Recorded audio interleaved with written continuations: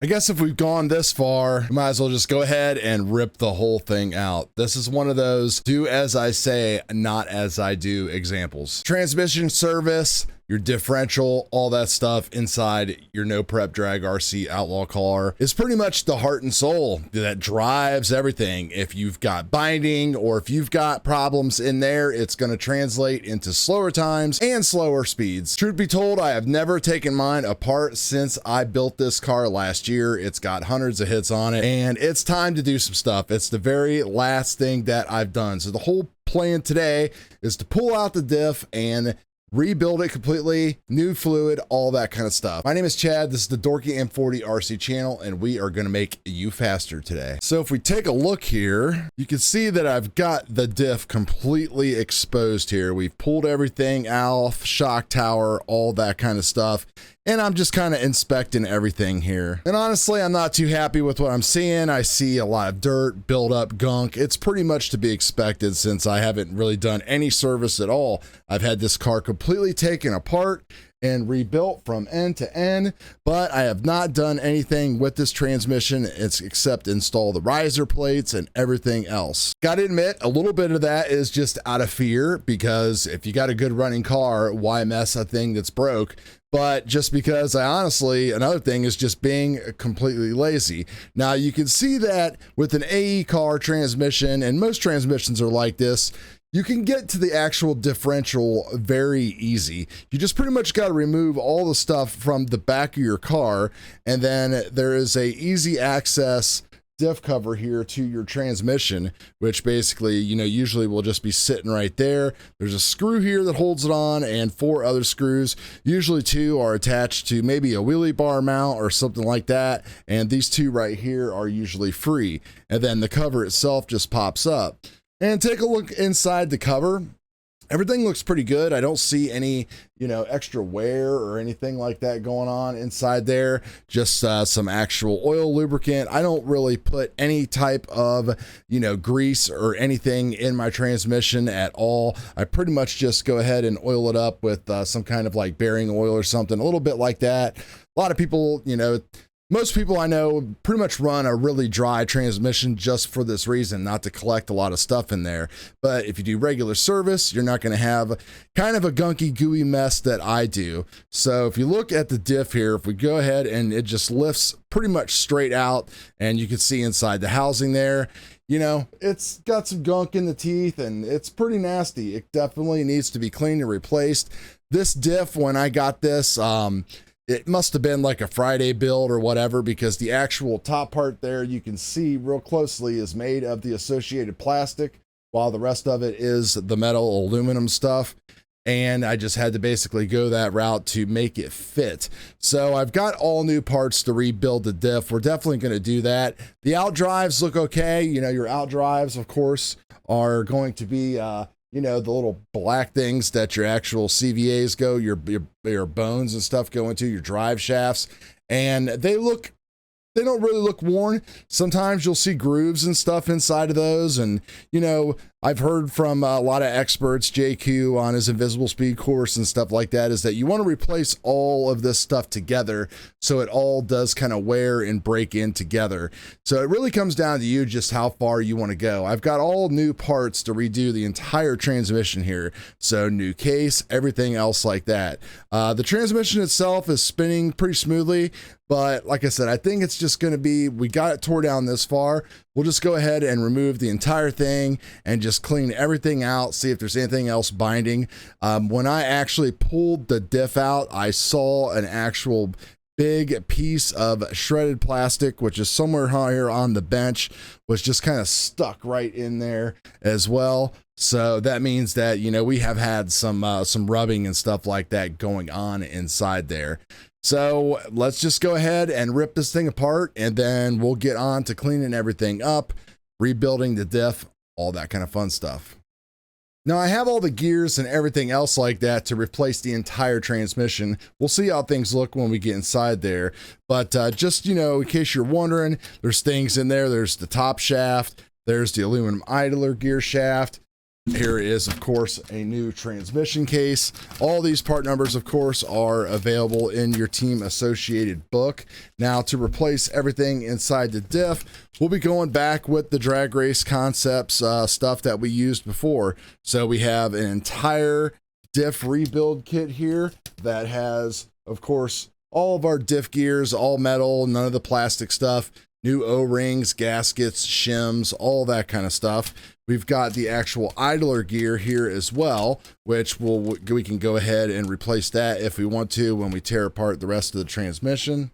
Then, of course, we have the actual hardened diff case right here, which has our new gear and everything like that that will be going on the outside of the diff. Now, I do have, you know, extra dog bones and all that kind of stuff if I just want to replace the entire rear end. Still on the fence about that. It's pretty easy to do since we do have everything tore apart.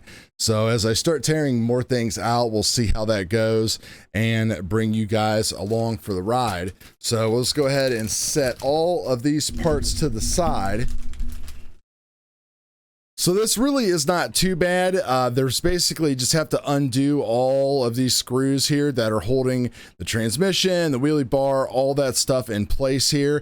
Now, in between there, of course, is where all of the meat and potatoes are, because we have a 3mm carbon fiber plate and we have the 9mm transmission riser with a 1mm rise for the C and D blocks as well. So we've got 12mm of full rise. I think before I said 9 and somebody made a comment about that. So we are actually at 12mm of rise. And then of course we've got the low CG motor plate and everything else.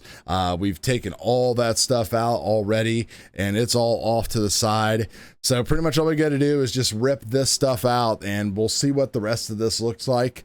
Wish me luck. So that actually did not turn out too bad. If you take a look here, we've got the actual transmission riser and everything else still installed. Luckily, these screws, it actually, with this riser kit, it actually makes things easier with the transmission to service because you can actually still leave things threaded in. And usually what would happen when you unthread everything is that, you know, your blocks start coming apart and then you start losing hinge pins and spacers and all that kind of stuff. But this actually is pretty nice that I was just able to back off all those enough. And then our transmission literally just fell right off. So that turned out good.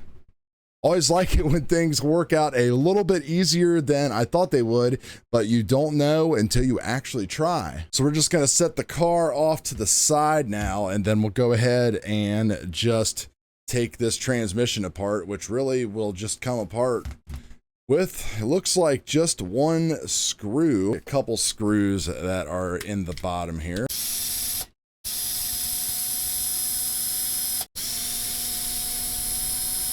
Okay, here we go. Everything is ready to separate. And there is our transmission halve. So everything's just kind of where it needs to be. Everything seems to be all right. I don't see anything super crazy in here as far as any kind of extra things that shouldn't be there, but you can see, you know, here's a perfect example though.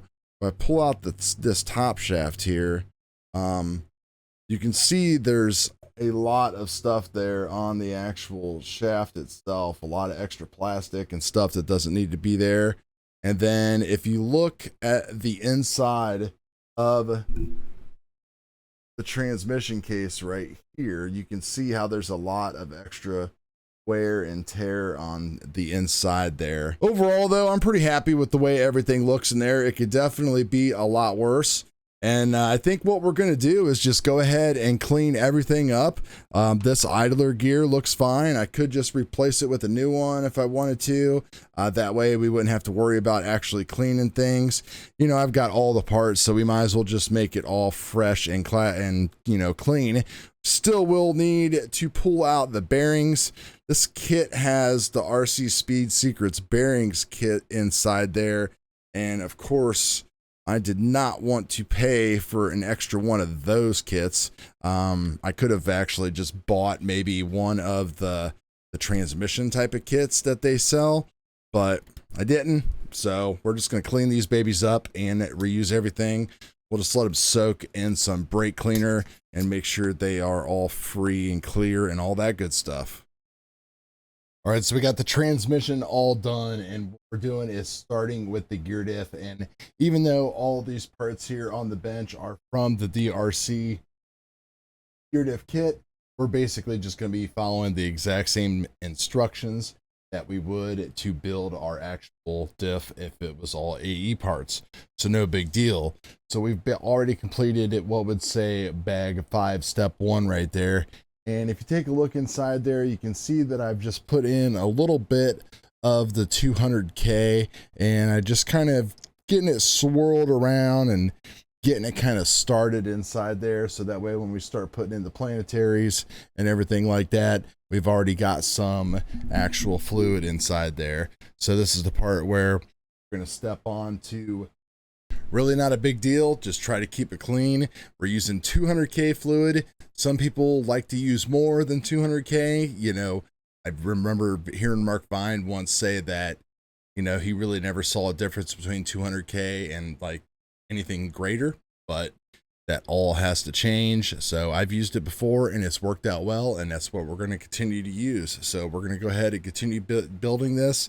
Be careful not to lose any of your parts. These small, super small O-rings and things can go flying, and if that happens, you're done. So the transmission all rebuilt, all new, all clean. Everything is spinning nice and smooth inside there. Even put some new screws in there for you and everything like that. So bearings clean, everything is all good. We're going to keep going on. All right, so when you're filling your Gear Diff up, this thing does not need to be filled up to like the extreme top. You pretty much just want to go right there to the crosshairs, you know, maybe just like a little bit barely above. So you just want to kind of put a little bit in, pack it in there, put a little bit more, pack it in there until you feel like you're getting good coverage and things feel, you know, rather tight but smooth and everything else like that. So I think I'm at a good point with that right now. Now, when it comes to assembling the rest of this, you want to make sure that the top of the Gear Diff itself is clean and everything. So that way, when you apply your gasket, you don't have to worry about things kind of sticking and shifting and everything a little bit. And that'll just help get everything set very well. So that's what we're going to do right now. All right, so everything is done and back together, and we could definitely see that we have made some major improvements. Of course, transmission completely rebuilt. Everything is nice and clean and spinning smoothly. The biggest thing is with the diff. So here is the actual new diff right here, and if we just turn the out drives on it, we can just feel that there is a lot more resistance going on there with that new fluid and everything else that's going on inside there compared to our old diff. You know, it's very, very, very easy to spin. So we probably were definitely in a situation where we're diffing out, not getting as much diff action as we would like to get. Could also help us waste energy, waste power, waste battery, pull more amps and that kind of thing, because you know, since the diff is not working, I guess the easiest way to say it is, since the diff is like spinning faster and it's generating just excess heat that it doesn't need to be doing. So this with a little bit more resistance help propel the wheels forward a little bit more. So we are in good shape. Now I'm going to take all of these old parts and we're not going to throw them away or nothing. We're going to take everything and just leave it to the side, clean them up sometime, and that way we've got extra stuff to do. Everything fits really good this time. So this DRC diff cover this time was spot on. I was very, very careful with how I built it and everything, and you definitely want to be careful. I've had an issue where I've over tightened like diff screws and have stripped them out, and that pretty much just like really ruins your day. So you don't want to do anything like that. So from here on out, everything is pretty much easy. All we got to do is just drop the diff back into the actual transmission here, and we'll put the cover back on top of that. But you can see that everything is spinning nice and freely. and I even tested it when I put the actual diff cover case back on. The one final thing is when we do reassemble the transmission, we're going to make sure that the screws are not like super tight. You know, we still want everything to be together, but these associated transmission cases can be known to like create some binding. I think I said that earlier. So when you're screwing everything back together, just always be careful that you're checking and double checking for any type of binding issues. So that is pretty much it for this rebuild your diff video. And we're going to see real quick how well this thing performs, because we have a race coming up tomorrow and we will be doing some big time testing and doing some big time hits on this baby. So thanks a lot for everything, guys. We will see you on the next video. Peace.